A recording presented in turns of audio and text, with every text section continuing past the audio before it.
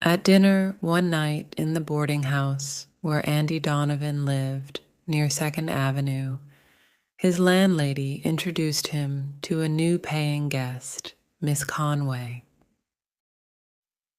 "Nice to meet you, Mr. Donovan," said Miss Conway quietly, and then she went back to her meal. She was an uninteresting young woman in a boring brown dress. Andy gave her a smile and forgot her at once. 2 weeks later, Andy was smoking a cigar outside the front door when he heard someone coming out. He turned to see who it was and was pleasantly surprised. There was Miss Conway, all in black from her head to her feet.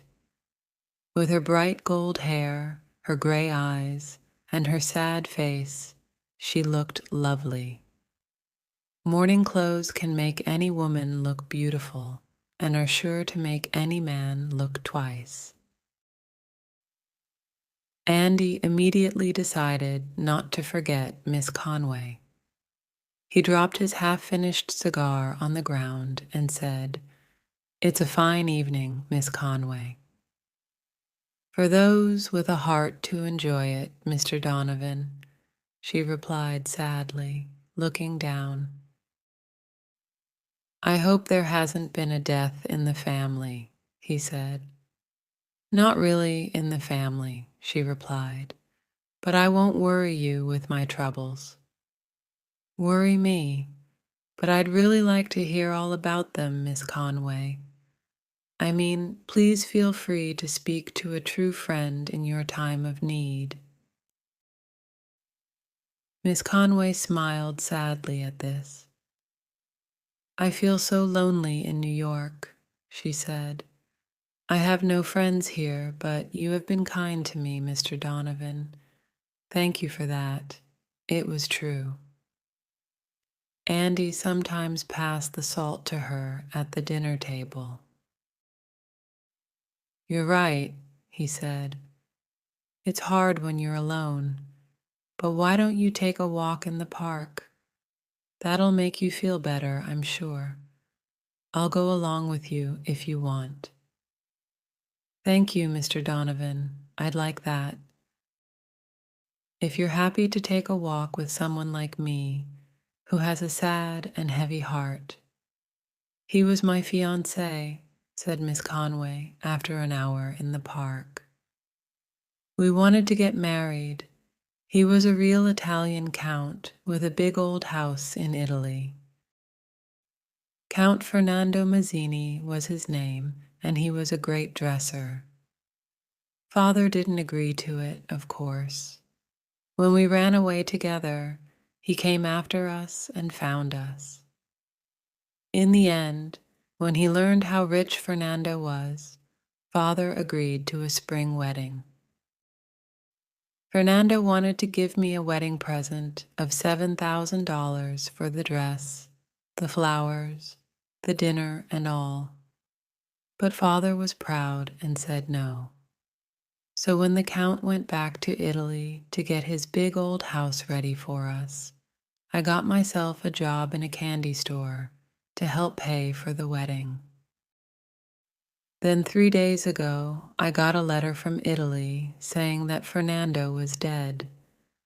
It was a terrible gondola accident that killed him, they said. So that explains my mourning, Mr. Donovan. I'll never forget Fernando, you see. And after losing him, I'm afraid I just can't look at any other man." "I'm really sorry for you," said Andy. "And I'm your true friend. I want you to know that." "I have his picture here in my locket," said Miss Conway tearfully. "And because you're a true friend, Mr. Donovan, I'll show it to you." For some time, Andy studied the photograph in the locket that Miss Conway opened for him. The man's face was young, bright, and clever. It was the face of a strong man that other people are always ready to follow. I have a larger photograph in my room, said Miss Conway. I'll show you later. They're the only things that I have of Fernando now, but he'll always be in my heart. Andy decided there and then to try to win Miss Conway's heart from the Count. He took her to have an ice cream, but her gray eyes still looked sad. That evening, she brought down the larger photograph and showed it to Andy. He looked at it silently. He gave this to me the night that he left for Italy, said Miss Conway.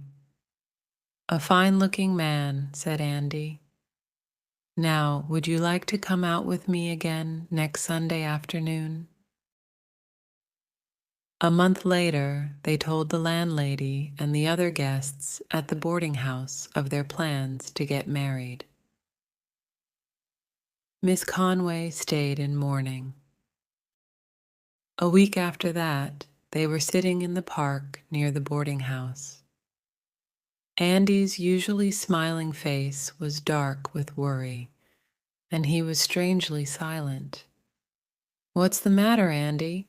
asked Miss Conway. "Well, you've heard of Big Mike Sullivan, haven't you?" said Andy after a while. "No, I haven't. Who is he?" "He's a great New York politician and a friend of mine. I met him today, and he wants to come to our wedding. I'd really like him to come." "Okay, so he can be our guest, right? But before we can have our wedding, I need to know something. Do you still prefer Count Mazzini over me?" Suddenly, Miss Conway started crying. "Oh, Andy, there never was a count. All the other girls had boyfriends, but I didn't. And you know how good I look in black. So I bought a big photograph of a man that I didn't know at a photograph store, and got a small one too for my locket. Then I thought up the story of the Count's death and put on my black clothes. I'm just a big fake. And now you won't marry me because of it, I'm sure. And you're the only man that I've ever loved." Smiling, Andy took her in his arms.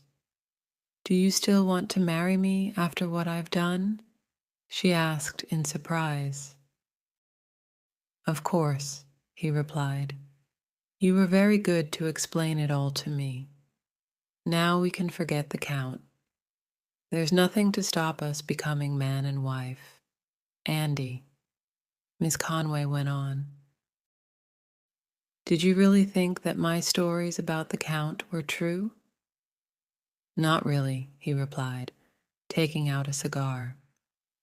"Mostly because that photograph in your locket is of my friend, Mike Sullivan."